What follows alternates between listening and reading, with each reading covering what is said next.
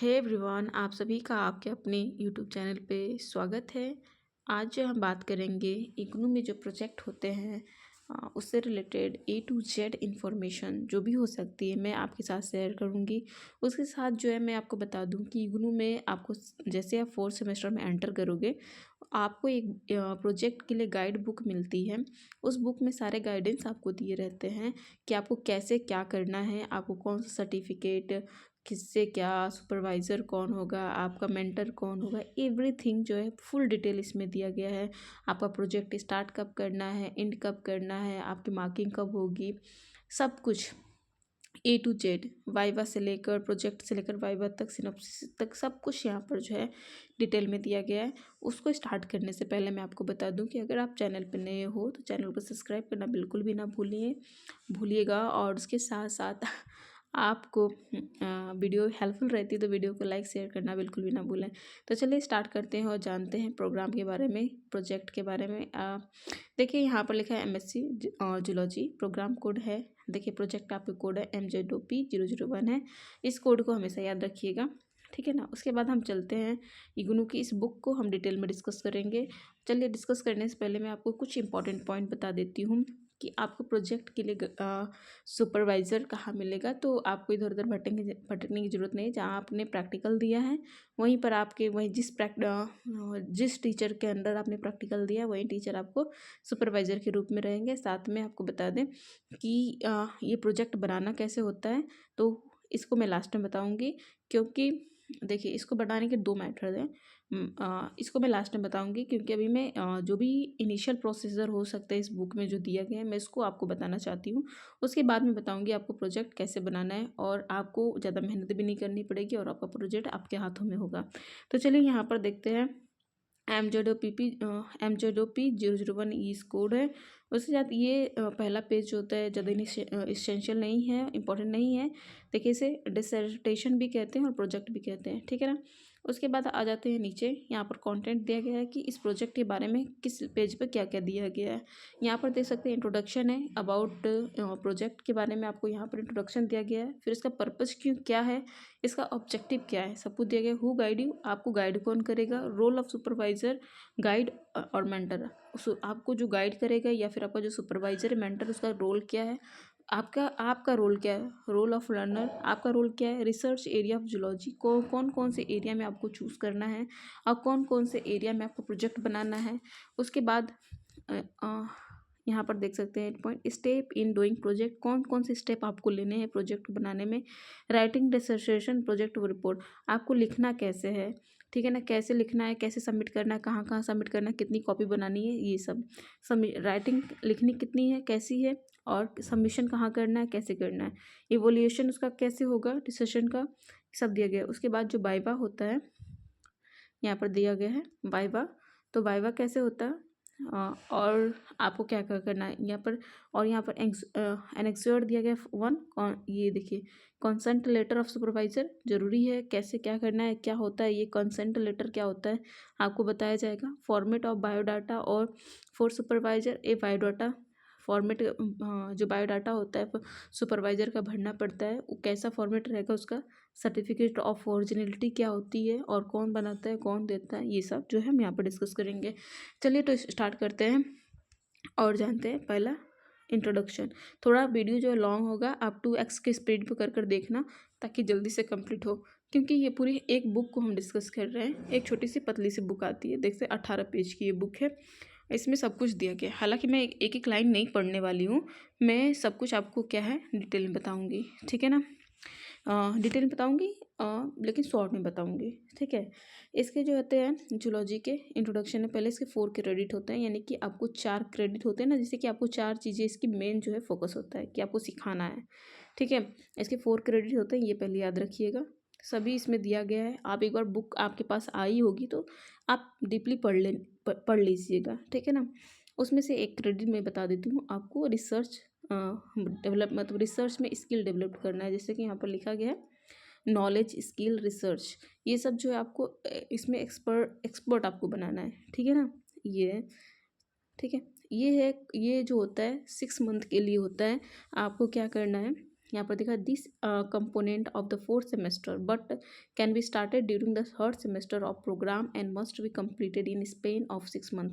यानी कि आपको थर्ड सेमेस्टर में स्टार्ट कर सकते हो, लेकिन आप जो है इसको फोर्थ में, जनरली ये फोर्थ के लिए होता है, लेकिन आप थर्ड में स्टार्ट कर सकते हो और इस 6 महीने का जो है टाइम लेता है। ठीक है ना।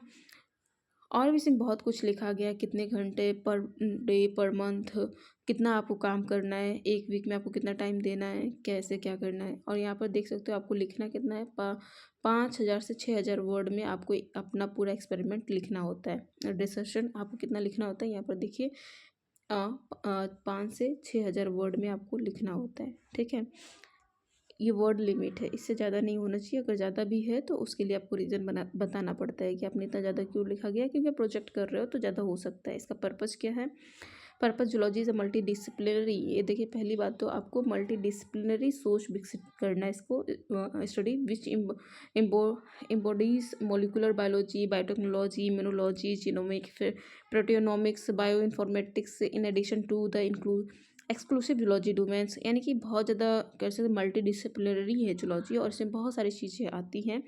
और this program is being offered with specialization in entomology, study of insect, और बहुत सारी चीज़ें आपको डेवलप करने के लिए इसका जो मेन पर्पज है।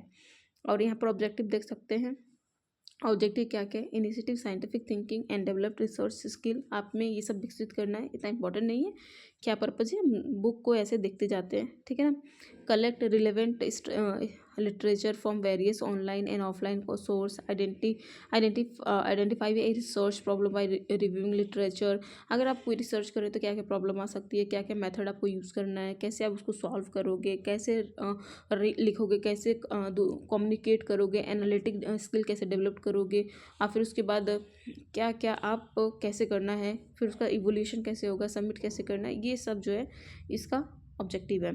ठीक है ना। हु कैन गाइड यू, तो आपको गाइड कौन करेगा, उसका क्वालिफिकेशन थोड़ा सा दे दिया है, क्वालिफिकेशन यहाँ पर देख लेंगे। उसके साथ यहाँ पर लिखा गया है, it is essential requirement that the learner will work under a supervision of a supervisor, mentor, guide of MSc Z00 at the study centre.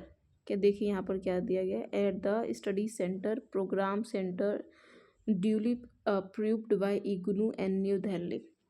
ठीक है ना। कहाँ पर आपको सुपरवाइज़र आपको मिलेंगे, स्टडी सेंटर पे, प्रोग्राम सेंटर पे, आपको जो भी है आपका है वहाँ से जो है आपको सुपरवाइज़र के तौर पे किसी को भी क्या करेंगे, लेंगे, उनसे परमिशन लेंगे, वो सुपरवाइज़ करेगा आपको और आपको अपनी प्रोजेक्ट वर्क कंप्लीट करना। हालांकि ये सब फॉर्मेलिटी है, रियलिटी कुछ और है जो मैं आपको लास्ट में बताऊँगी। ठीक है ना। ये फॉर्मेलिटी मैं आपको बता रही हूँ बुक में क्या दिया है। The eligibility criteria for a person become a supervisor, mentor और गाइड एज फ्लो। क्या होगा, एलिजिबिलिटी क्या है, देखिए लाइफ साइंस में सारे आ जाते हैं। तो लाइफ साइंस में क्या होना चाहिए, 2 ईयर रिसर्च होनी चाहिए, टीचिंग होना चाहिए, इंडस्ट्री एक्सपीरियंस। हालांकि 2 साल का टीचर हो वही है, सिंपल सा बात ये है। अब इसमें आप कहाँ से जाओगे रिसर्चर को ढूंढने, आप कहाँ से जाओगे इंडस्ट्री एक्सपीरियंस को ढूंढने, आप सिंपल सा 2 साल का जो टीचिंग एक्सपीरियंस है उसको लो और कर डालो। ठीक है ना। उसके बाद जो है अब दूसरा दिया है, person having doctoral degree in discipline, यानी आपके पास एक PhD डिग्री होनी चाहिए, बस इतना ही बात कह रहा है यहाँ पर। यानी कि जो आपको गाइड कर रहा है उसके पास PhD डिग्री हो और साथ में 2 साल का एक्सपीरियंस हो। ठीक है। उसके बाद दिया गया एकेडमिक काउंसलर, यहाँ पर approve IGNOU academic counsellor at learner support centre, programme centre, study centre for MSc zoology without relevant experience. तो कुछ भी नहीं दिया यहाँ पर, दिया कि उसको क्या हो गया, अप्रूव होना चाहिए एज ए लर्नर, सपोर्टर और centre, faculty member, discipline of line science, ये सब उसमें होना चाहिए। ठीक है ना। या फिर आप हेडक्वार्टर में जाकर, दिल्ली के हेडक्वार्टर में जो है उसी से आप क्या कर सकते हो, उसी किसी मेंबर से आप क्या कर सकते हो, अपना सुपरवाइजर या मेंटर के रूप में चूज़ कर सकते हो। ये सब इसमें दिया है। रोल ऑफ सुपरवाइजर क्या है, कुछ नहीं, आपको सुपरवाइज करना है कि आप इस पे कर रहे हो तो आपको क्या करेगा, कैसे काम करना है प्रोजेक्ट पे वो आपको गाइड करेगा। ठीक है। आपको कोई प्रॉब्लम है तो यहाँ पर देखिए selection of suitable research problem, आपको पहले बताएगा कि आप चूज़ करो क्या करना है आपको। Selection, collection of review and relevant literature, आपको क्या क्या ले सकते हो आपको करेगा। यही सब है, आप पढ़ लीजिएगा, कुछ है खास नहीं है। ठीक है ना। मैं आपको बुक के बारे में बता रही हूँ, बुक एक बार आप पढ़ लेना। फिर रोल ऑफ लर्नर, लर्नर का क्या रोल हो सकता है आप एक बार पढ़ लेना। ठीक है ना। बहुत लेंदी हो जाएगा वीडियो, फालतू में इतना बड़ हाँ, एक बार जो यहाँ पर नोटिस करने वाली है, तो आप जो है अगर बना रहे हो, हालांकि कोई अपने से बनाता नहीं है, धीरे से बोल रही हूँ, लेकिन जब अपने से बना रहे हो तो एआई का यूज़ जो होता है आपको 10% से ज़्यादा नहीं करना है, ठीक है ना, याद रखिएगा। AI use not exceed 10% in your dissertation thesis में। Okay. Research area of zoology, कौन कौन से रिसर्च एरिया हैं आपके जूलॉजी में, कौन कौन से टॉपिक में आप बना सकते हो। Based on the course of 4 semester some of the topic suggested for you पर, आपके 4 सेमेस्टर में जो भी कोर्स है उसके आधार पे जो आपको, उसके बेसिस पे आपको सजेस्टेड किया गया है कुछ पॉइंट, इसको लिस्ट किया गया है, देख सकते हैं ये सब पॉइंट है, इसमें आप बना सकते हो। इतना ज़्यादा पॉइंट है भाई। स्टडी ऑफ फिशेस एक्टोपैरासाइट है नहीं, और जिस एरिया में है ना आप, उस एरिया में, जैसे कि आप बिहार में हो तो बिहार के एरिया से रिलेटेड, यानी कि आपको आपको पता करना है स्टडी ऑफ फिश एक्टोपैरासाइट। तो एक्टोपैरासाइट ऑफ फिशेस को अगर आपको इस पर प्रोजेक्ट बनाना है तो आप बिहार के किस एरिया में उसको लिए हैं, आपने लिया है, वो जगह बताएंगे और बता देंगे कि यहाँ से हमने स्टडी की है, यहाँ से रिसर्च किया है। जैसे आप यूपी में है तो यूपी में कहाँ से है, वहाँ से उसके एरिया, उसकी नदी, कौन सा पोखरा जो भी यूज़ किया है भाई, वहाँ से उसको बताओगे। तो ऐसे कर कर जिस एरिया में है वहाँ का जो है थोड़ा बहुत आपको करना होगा। The above list is a mere representation and should not be considered as exhaustive. You are free to choose, यानी कि आप आपके लिए नहीं है कि इन्हीं में से चूज़ करें, आप फ्री हो चूज़ करने के लिए एनीथिंग फ्रॉम लाइफ साइंस, ठीक है ना। तो आप अपने हिसाब से देखना। स्टेप इज ड्राइंग प्रोजेक्ट आपको यहाँ पर इम्पोर्टेंट है। Now it is very very important for you, very very IMP, ठीक है ना। यहाँ पर देखते हैं step of doing project, schedule for doing activity, आपको कैसे करना है। Selection of project and supervisor आपने कर लिया, तो आइदर बाय स्टूडेंट इंडिविजुअली और with the help of coordinator, किसी की मदद से, आप कोऑर्डिनेटर की मदद से या फिर इंडिविजुअली आप कहीं से भी ले सकते हैं या फिर कोऑर्डिनेटर के हेल्प से ले सकते हो। स्टार्ट कब करना है, 3rd and 4th सेमेस्टर में स्टार्ट करना है। सबमिशन कब करना है, देखिए सबमिशन ऑफ सुपरवाइजर बायोडाटा कब सबमिट करना है। Regional centre, programme study centre या स्टडी सेंटर फॉर अप्रूवल, कहाँ पर, यहाँ तीनों जगह में से किसी एक जगह में करना है आपको बायोडाटा सबमिट। और किस सेमेस्टर में करना है, 3rd and 4th सेमेस्टर में करना है। डूइंग द प्रोजेक्ट कब करना है, 3 और 4 में करना है। 3 वहीं कब करना है, 3rd and 4th सेमेस्टर में आप स्टार्ट कर सकते हो। दूसरा submission of project both hard and soft copy, तो आपको दोनों हार्ड और सॉफ्ट कॉपी, वैसे हार्ड कॉपी लगती है और हार्ड कॉपी की 3 कॉपी लगती है, याद रखिएगा। हार्ड कॉपी कितनी कॉपी लगेगी, 3 कॉपी लगेगी, यानी कि एक प्रोजेक्ट बनाइएगा उसका 3 कॉपी कीजिएगा, और 3 कॉपी में से एक कॉपी आप अपने पास रखेंगे, एक कॉपी आप स्टडी सेंटर पे जमा करेंगे, एक कॉपी ऑफ इग्नू के हेडक्वार्टर में देंगे। ये 3 कॉपियाँ होती हैं, और 3 कॉपी में से मैंने बता दिया क्या क्या करना है, ठीक है ना। कोई आप सॉफ्ट कॉपी नहीं करिए भाई, आप लोग बहुत अनजान हैं इससे, आप लोग को नहीं पता है कि आप लोगों को क्या करना है। तो आप जाकर एक बार अपने स्टडी सेंटर में पता कीजिए, वहाँ पर आपको सारी जानकारी A to Z जानकारी आपको मिल जाएगी, ठीक है ना। पहले तो आप लोग लेट कर देते हैं और फिर जाते हैं तो पता है हमको पता ही नहीं है, हमको पता नहीं है। बुक आपके पास आ गई, आपको पता, आप पता करना ही नहीं चाहते हैं तो पता कहाँ से चलेगा, ठीक है ना। तो यहाँ पर आपको क्या करना है, बस हार्ड कॉपी देना है, उसका भी इस सॉफ्ट कॉपी के चक्कर में नहीं पड़िएगा। आपको इग्नू सेंटर पे जाइएगा, आपके स्टडी सेंटर पे जाइएगा जहाँ आपने प्रैक्टिकल दिया है, वहाँ पर आपको सब कुछ बता दिया जाएगा, ठीक है ना। The registrar student evaluation division IGNOU Maidangarhi Nai Delhi, ये वह आप जरूरी नहीं है कि यहाँ पर करें आप, हाँ यहाँ पर करना पड़ता है बाय द पोस्ट। हाँ, इग्नू हेडक्वार्टर में भेजना है बाय द पोस्ट, हमने बताया ना 3 कॉपी करना है, तीनों में एक कॉपी कहाँ देना है, अपने पास रखना है, एक जो है स्टडी सेंटर पे, एक इग्नू हेडक्वार्टर में बाय द पोस्ट भेजना होता है, ठीक है ना। और यहाँ पर कब देना है आप देखो, 2 सेशन में एडमिशन दो बार होता है, एक बार होता है जुलाई में और एक बार होता है आपका जनवरी में।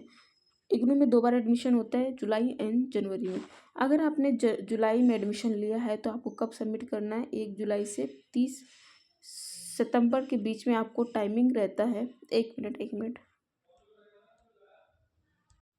हाँ जी, तो ये जो डेट लिखा है 1 जुलाई टू 30 सितंबर, ये जो है जनवरी सेशन वालों के लिए है, और जो है जुलाई सेशन वाले के लिए 1 जनवरी टू 31 मार्च तक होती है, ठीक है ना।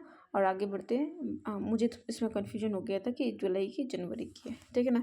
उसके बाद वाइवा जो होगा आपका, अगर जुलाई सेशन वाले का है तो जनवरी सेशन वाले का है तो जुलाई टू सितंबर स्लॉट में होगा, और आपका जुलाई सेशन में एडमिशन हुआ है तो आपका जो वाइवा जो होगा सबमिशन उसका जनवरी से मार्च वाले स्लॉट में होगा। ठीक है ना, ये सब इंपॉर्टेंट डेट है जो आपको याद रखनी है। और मोस्ट इंपॉर्टेंट डेट जो है नीचे आ रही है, जब आपको प्रोजेक्ट जो होता है राइट करके सबमिट करना होता है। तो ये writing of dissertation and project work report, तो ये आपको राइटिंग है, ये कैसे लिखना है देख लीजिएगा। पहला टाइटल होगा, हेडिंग देख लो, बाकी आप अपने से पढ़ लेना क्योंकि वीडियो बहुत लॉन्ग होने वाली है। यहाँ पर टाइटल पेज देख सकते हो। सर्टिफिकेट ऑफ ओरिजिनलिटी क्या होता है ये मैं बताऊँगी, कैसे लिखना है ये सब देख लो। पहले टाइटल पेज होगा, फिर ये सर्टिफिकेट ऑफ ओरिजिनलिटी, फिर एक्नॉलेजमेंट होगा, फिर टेबल ऑफ कंटेंट होगा, और उसके बाद एब्स्ट्रैक्ट होगा, इंट्रोडक्शन होगा, उसके बाद रिव्यू ऑफ लिटरेचर होगा, रिसर्च डिजाइन एंड मेथडोलॉजी होगा, रिसर्च एंड डिस्कशन होगा, कंक्लूजन होगा, देन रेफरेंस होगा। ठीक है ना, रेफरेंस आपको बहुत शॉर्टली लिखना। ये सब मैंने एक वीडियो में डिटेल में बताया ये सब क्या है, कैसे वर्क करता है, यहाँ पर लिखा भी है, आप पढ़ भी सकते हो। तो मैं ज़्यादा डिटेल में डिस्कस नहीं करूँगी क्योंकि ये सब मैं पहले भी बता चुकी हूँ।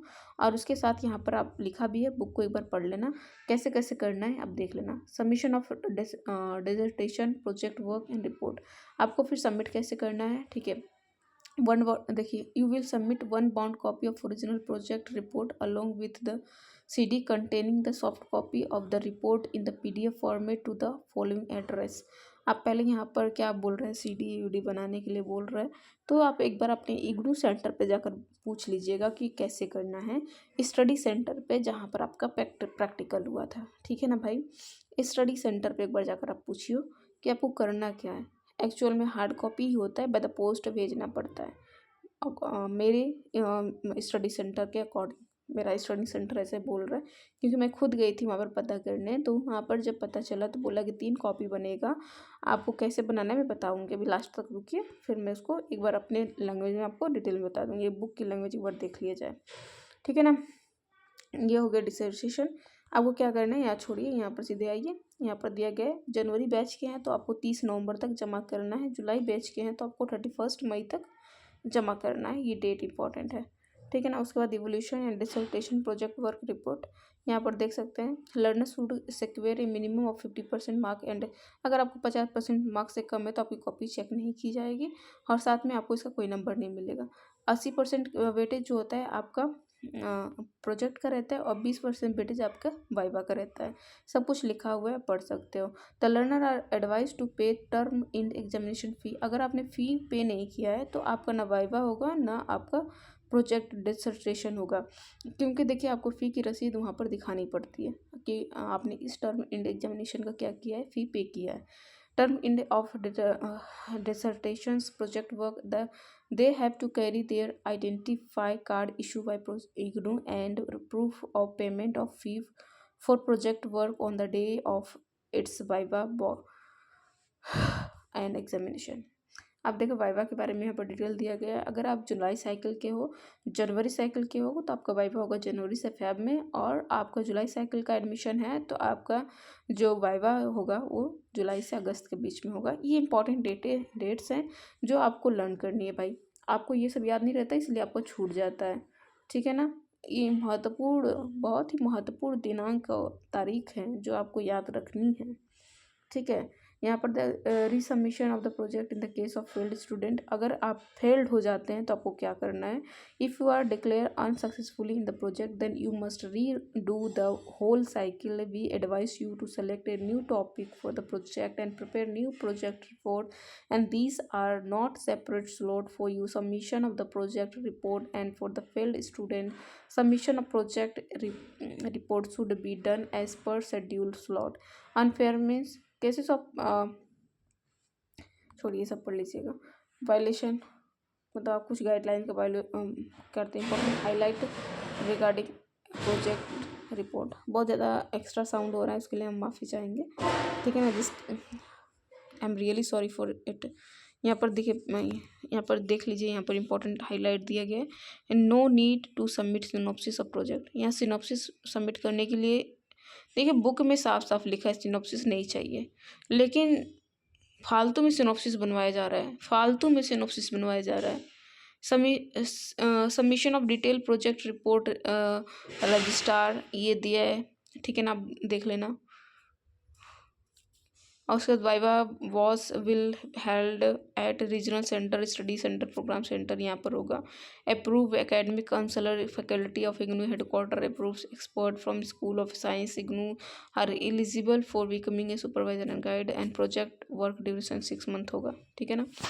आप देखते हैं, आ जाते हैं मेन पॉइंट पे, आपको क्या करना है। सिनॉप्सिस की जरूरत नहीं है भाई, साफ साफ लिखा हुआ है, no need of synopsis. Okay, यहाँ पर आ देते हैं कॉन्सेंट लेटर क्या होता है। तो कॉन्सेंट लेटर आपके सुपरवाइजर द्वारा आपको दिया जाता है कि हाँ वो विलिंग है, उसकी इच्छा है कि आपको गाइड करे। ठीक है ना, ये गाइडिंग मतलब इच्छा वाला है consent letter. This is certificate that the decision project work at title J for partially fulfil of MSc Geology program of IGNOU will carried out by Mr. and Mrs. and enrollment under my guidance। आपको बताया कि हाँ मेरी willing है, मेरी इच्छा है कि मैं इसको गाइड करूँगा, ये होता है कंसेंट लेटर। ठीक है ना, यानी सुपरवाइजर आपको विल कर रहा है भाई कि मेरी इच्छा है कि इसको मैं करवाऊँ। ठीक है, उसके बाद आता है ये फॉर्मेट फॉर बायोडाटा सुपरवाइजर। अब यहाँ पर सुपरवाइजर का आपको कुछ बायोडाटा देना पड़ता है। आप नेम ऑफ सुपरवाइजर दोगे, ब्लॉक मतलब कैपिटल लेटर में, एड्रेस लिखोगे, कॉन्टैक्ट नंबर लिखोगे, ईमेल एड्रेस लिखोगे, प्रेजेंट डेजिग्नेशन की मतलब क्या उपाधि भाई, किस पद पे है वो, मतलब कौन सा टीचर है, PhD होल्डर तो होना ही होना है, मतलब क्या है वो लिखना है। Name and address of the organisation, किस ऑर्गेनाइजेशन में है, प्राइवेट में भी होगा तो चलेगा, सरकारी में होगा तो भी चलेगा। You are the academic counsellor of MSc जेडो, यस और नो, जो भी आपको लिखना है लिखिएगा उनके बारे में। या if yes specific the code specify the code name address of the study centre, जो भी आप लिखेंगे उनके बारे में, कहाँ पढ़ाते हैं, क्या उनका काम है। उसके बाद देखिए एकेडमिक क्वालिफिकेशन फॉर ग्रेजुएशन के बारे में सब कुछ लिखना है भाई, A to Z लिखना है उनके बायोडाटा को। ठीक है ना, जैसे लग रहा है उन्हीं के सब कुछ है भाई देख सकते हैं, ये सब उनके बायोडाटा में लिखना है। फिर आ जाता है certificate of originality. Certificate of originality में क्या आपको डालना है, ये बताता है कि जो आपने काम किया है आपका काम ओरिजिनल है, किसी की कॉपी नहीं है। ठीक है ना, this is A certificate of originality. अब ये सब आपको भरना है, ये लिखना है, बस काम ख़त्म। अब मैं आपको एक बहुत महत्वपूर्ण टॉपिक बात बता रही हूँ, जो आपको इतना फॉर्मेलिटी इस बुक में दिया है उतना कुछ भी नहीं करना है भाई। सिंपल सा आप क्या करिएगा, एक देखिए 2 तरह से आपका प्रोजेक्ट बन सकता है। आप एक तो आप खुद रिसर्च करो आराम से, 6 महीने पहले आपके पास टाइम है तो खुद रिसर्च करो किसी टॉपिक पे, जो टॉपिक बीच में बुक में दिया हुआ है, कोई एक टॉपिक उठाओ। फॉर एग्जांपल आप वो उठा रहे फिशेस, एक्टोपैरासाइट ऑन फिशेस पे आप रिसर्च कर रहे हो, तो मान लो उसी को टॉपिक उठाया और तुम कहीं गए किसी नदी पे, नदी वदी में देखे कोई फिश है, फिर उस पर रिसर्च किया, तुमने ये पाया वो पाया, तो बहुत सारी चीज़ें तुमने करी, तो तुम लिखोगे उसको। अप्रोक्सीमेटली 6000 से 7000 8000 9000 भी चला जा सकता है, लेकिन उसके लिए एक वैलिड रीज़न होना चाहिए आपका कि आपका ये 10,000 तक कैसे वर्ड लिमिट चली गई। वर्ड लिमिट देखिए आपका 6000 है, अब 6000 से अबव जा रहा है तो आपको एक वैलिड रीज़न बताना ही पड़ता है। हालांकि पूछता नहीं है, क्योंकि भाई रिसर्च कर रहा है कोई व्यक्ति तो अच्छा खासा रिसर्चर है, तो उसका 10,000 क्या भाई 20,000 भी चला जा सकता है, तो उसके लिए उतना नहीं पूछताछ होती है, लेकिन आपको 6,000 मिनिमम में आपको लिखना है। ठीक है ना, मैक्सिमम। तो ये होता है आपको लिखना है। उसके बाद जो होता है ये आप अपने खुद से करोगे, ये पहला ऑप्शन हो गया। दूसरा ऑप्शन है एक नंबर होता है, मतलब सब वैसे ही बनवाते हैं, हमारे यहाँ भी वैसे ही बन रहा है, तो हालांकि वैलिड नहीं है, ऐसे बोलना भी सही नहीं है, लेकिन मैं बता देती हूँ। आप एक होता है कि कोई कंपनी से कोई बनवा देता है, डायरेक्ट फ़ोन करता है, आपको PDF के रूप में मिलता है, PDF को प्रिंट करवाइए, आराम से जाइए स्टडी सेंटर पे, साइन वाइन करवाइए, फिर क्या करिए सबमिट कर दीजिए इग्नू सेंटर पे। एक अपने पास रखिए, 3 कॉपी करवाना पड़ता है, और उसको एक कॉपी के फॉर्मेट में बना लेना पड़ता है, और उसको क्या करना पड़ता है, एक होता है इग्नू सेंटर पे देना, एक अपने पास रखो, और दूसरा क्या होता है स्टडी सेंटर पे जमा कर दो। तो ऐसे कर कर हो जाता है। ठीक है, तो ये तो थोड़ा बहुत नॉलेज जो मुझे पता चला है वैसे मैं बता रही हूँ, क्योंकि हमें भी ऐसे ही बनाना है। ठीक है, तो आज के लिए I hope you enjoy it. और इसका जो है नाम भी LD बुक कुछ कर है, और उसका नंबर भी होगा, नंबर भी है, आप लोग को चाहिए तो कमेंट कीजिएगा, प्रोवाइड करवा देंगे। ठीक है, take care, bye bye. I hope कि आपको ये बुक समझ में आई हो, नहीं आई हो तो एक मेरा वीडियो है उसको जाकर देख लीजिए। इसी के बारे में मैंने मुँह से बस बोला है कुछ एकदम डिटेल में। ठीक है ना, बाय बाय, टेक केयर।